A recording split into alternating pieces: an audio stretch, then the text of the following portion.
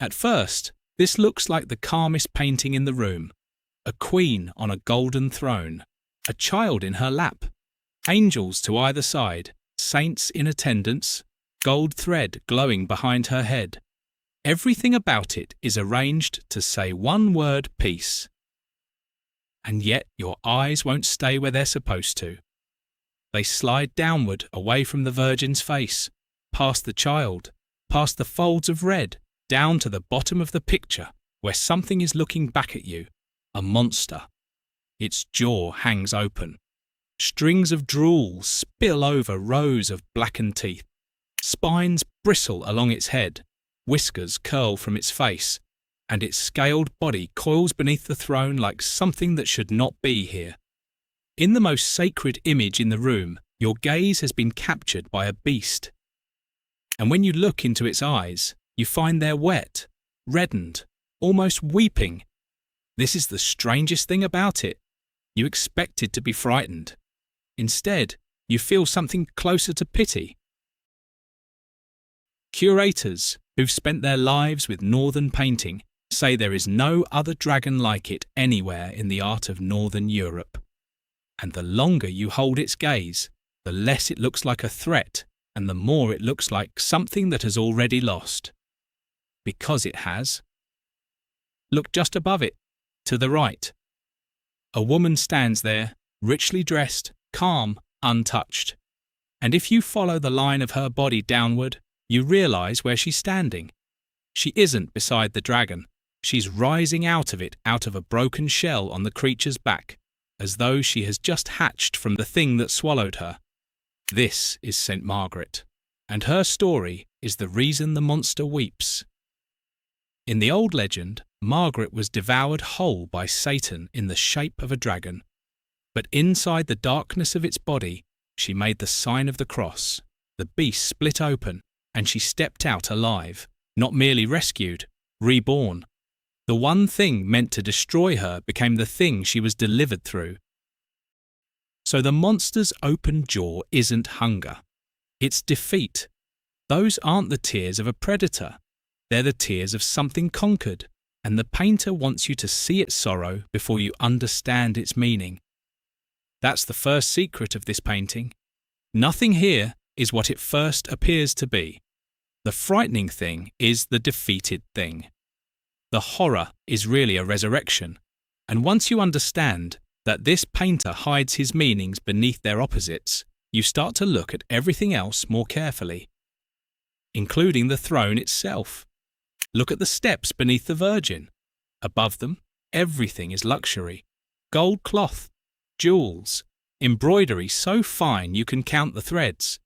But the steps her throne rests on are bare, raw planks of wood, and driven into them, catching the light, are nails. Not decoration, nails. There is no other throne like this in surviving art. A queen of heaven should sit above marble and gold. Instead, she is raised up on plain, nailed wood, because it isn't a throne, it's a cross.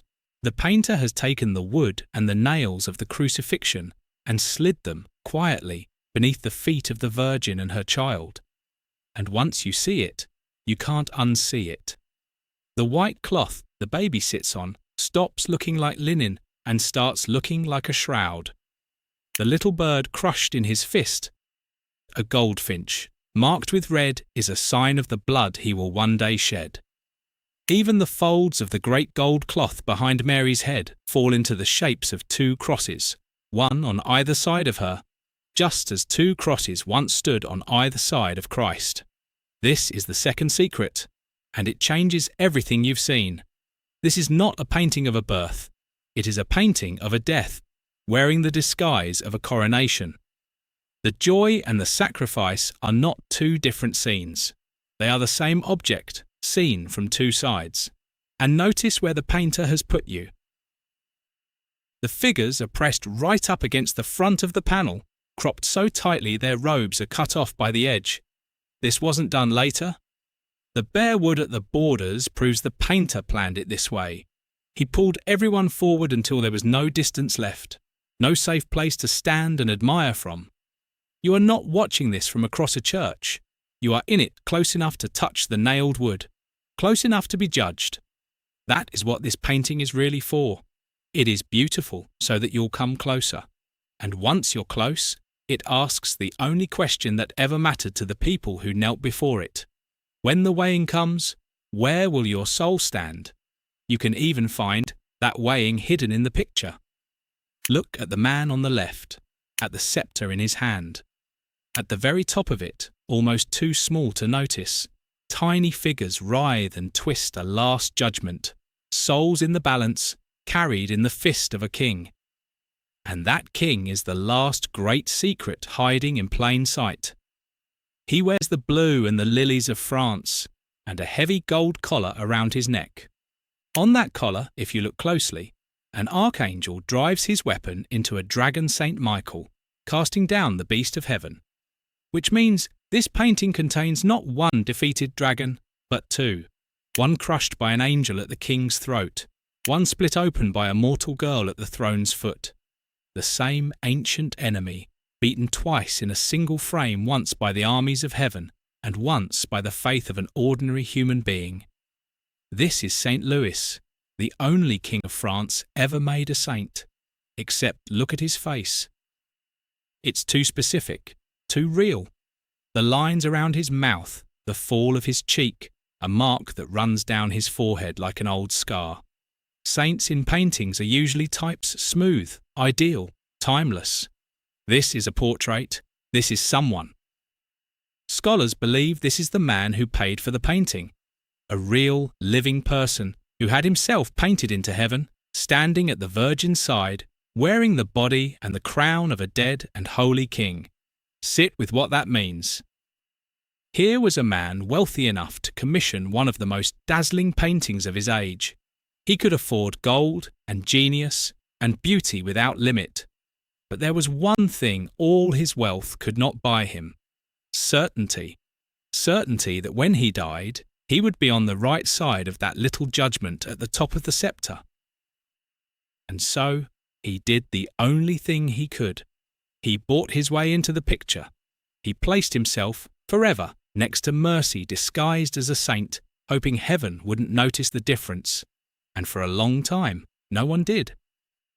In the year 1602, an artist stood in front of this very panel and copied down the two saints because he was certain they were real royalty, real portraits of the great and the dead. He looked straight at the disguise and believed it completely. The trick worked. It had already been working for 100 years. Which brings us to the final secret, the one this painting has never given up. Everything in this picture was made by a master.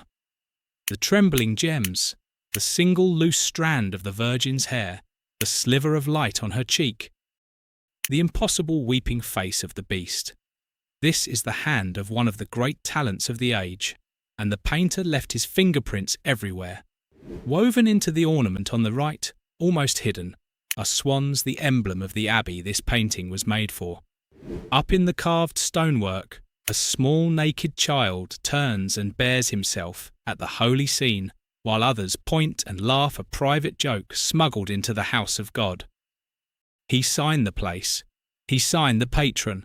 He even signed his own sense of humour. But he never signed his name. We do not know who painted this. We do not know for certain what country he came from. The greatest experts of the last 70 years have stood where you are standing, looked at everything you've just seen, and admitted defeat.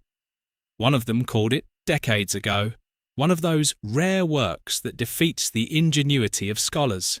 In 2025, one of the great museums of the world paid a fortune to own it. Not despite the mystery, partly because of it. Think about that. A mind capable of all of this. Capable of hiding a crucifixion inside a coronation, a resurrection inside a monster, a frightened man inside a saint. And he hid one last thing, himself. He left us clues to everything he meant, and where his name should be, there is nothing at all the same beautiful silence he built into every corner of this painting. The disguise that runs through the whole work, from the weeping dragon to the nailed throne, reaches all the way out to its maker and closes over him completely. So the next time someone tells you a painting is just a peaceful picture of the Virgin and her child, look again. Look down, to the bottom, where the monster is crying. And remember that somewhere behind all this gold and grief, a genius is still standing in the dark, watching you discover everything he hid and keeping the last secret for himself.